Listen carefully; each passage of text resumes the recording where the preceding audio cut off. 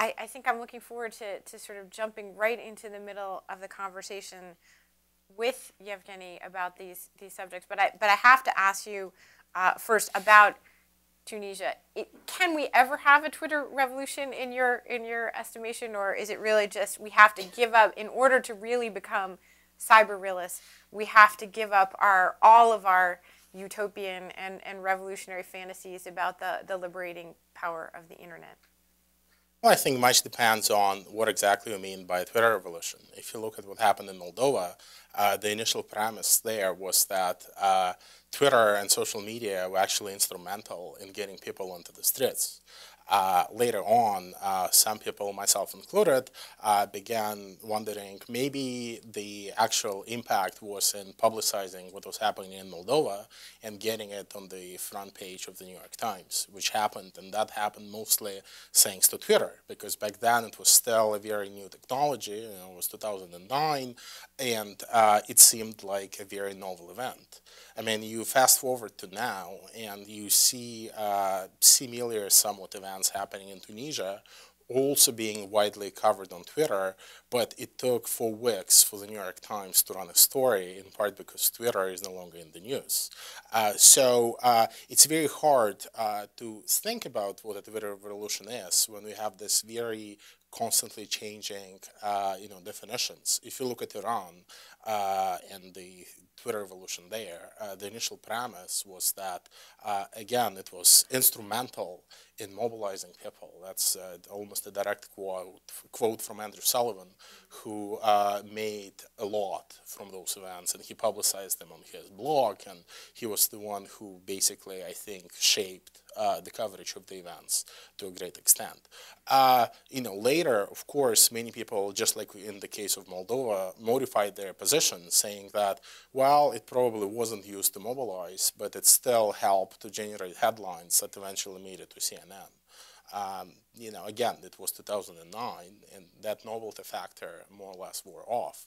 There are still people watching the events in Tunisia via Twitter, and they're still blogging and reblogging and retweeting everything they see, but I haven't seen much proof. And not that, it is available yet. Maybe it will emerge later that, Twitter or any other technology was, the driver of events in Tunisia. It probably helped, and the fact that the government has been constantly hacking into the accounts of activists. They have been hacking into their Facebook accounts, into their Gmail, which was a very surprising tactic that I haven't encountered before. That probably attests that social media was playing some role in Tunisia.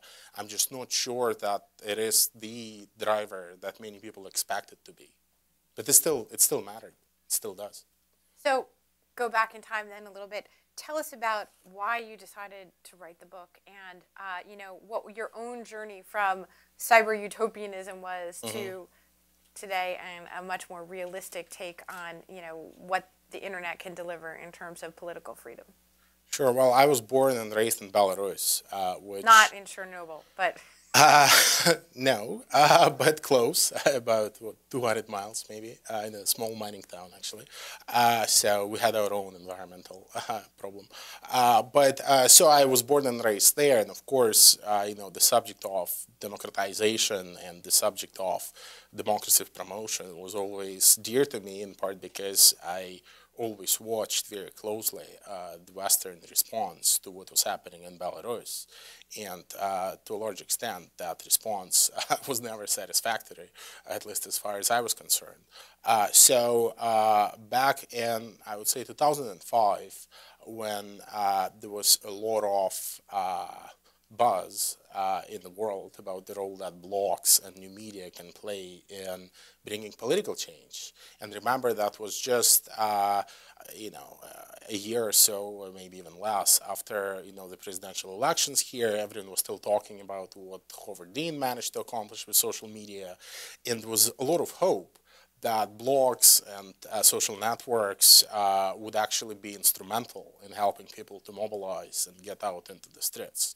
You also, just in terms of the context, you also have to remember that there was still a lot of enthusiasm about the color revolutions. There was still this feeling, particularly in my part of the world, that social media would help, well, not social media, but that, the protests, the people power, so to say, was on the rise. And that, it happened in Serbia, in Georgia, in Ukraine. People in 2006 expected the same thing to happen in Belarus. Something happened in Kyrgyzstan. So there was definitely this excitement that the protests will continue. And you put, the rising power of social media and this very bright future of, the freedom agenda, and you end up with a pretty solid, as it seemed to me, assumption that social media and new media as such will actually play a huge role in democratizing the world. So my first gig after college was actually working with an NGO based in Prague on using new media and to promote media change, but also to promote democratic reform in the former Soviet space. I worked for an NGO called Transitions Online, and eventually I became their director of new media. So my job was actually traveling around the region, meeting with bloggers, activists, journalists who were mostly, in the opposition, and talking to them about the power of new media, how they can use blogs, how they can use social networks to mobilize people to, it was a very optimistic kind of NGO-ish take on how you can actually put the internet to good use. Not necessarily for street protests, but also for small things like publicizing corruption or, blogging about the environment. I mean, it all differed from a country to country. And I spent roughly 3 years, 2.5 years doing that, getting to know very closely a lot of the funders who were actually working in this space. I actually got to know a lot of people who were eager to fund whatever remained of the freedom agenda, whether it was National Endowment for Democracy, whether it was Internews, whether it was Open Society Institute. So I got to know a lot of people who back then were making assumptions about the power of the internet that I myself found reasonable. And I spent 3 years doing that.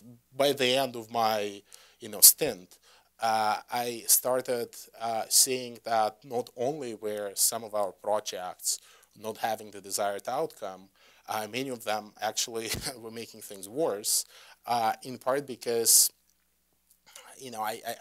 I think there was very little thought put into the right development models that you need for creating successful new media projects.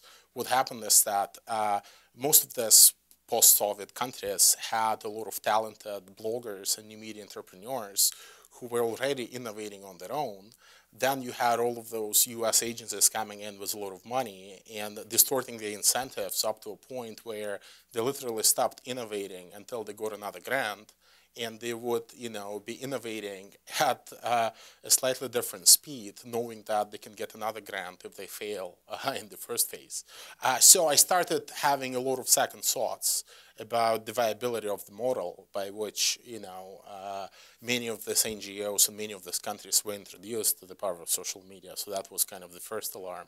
But then I also started looking a bit closely at how the governments themselves were responding to the internet. And if at the very beginning it was very boring standard response of censorship, all they were doing was banning pages and banning certain URLs, some banning certain keywords in URLs. Over those 3 years I spent doing this work, I realized that their response was becoming much more sophisticated. And now it involved cyber attacks on the websites of their opponents. It involved hiring and paying new media entrepreneurs and bloggers to create their own pro-government projects. It involved buying technology from the West to engage in online surveillance of many of these activists and bloggers. In the case of Russia, for example, you actually had an oligarch very close to the Kremlin buy out the entire LiveJournal company, which was the leading platform and still is in Russia, which came as somewhat of a shock because there was still a lot of American, it was an American company with a lot of American and foreign users, and suddenly that happened, and many people, I think rightly so, began to expect that there will be a lot of negative changes with new ownership on LiveJournal. And nobody was chronicling any of this. Very little of that was chronicled. I mean, the harder side of the repression was chronicled. So we began to see more studies about internet filtering, internet censorship. Those more sophisticated ways were covered somewhat, but I don't think that there was any systematic overview of what was happening. No one was examining them on a case-by-case basis. And this is more or less how I came to this subject.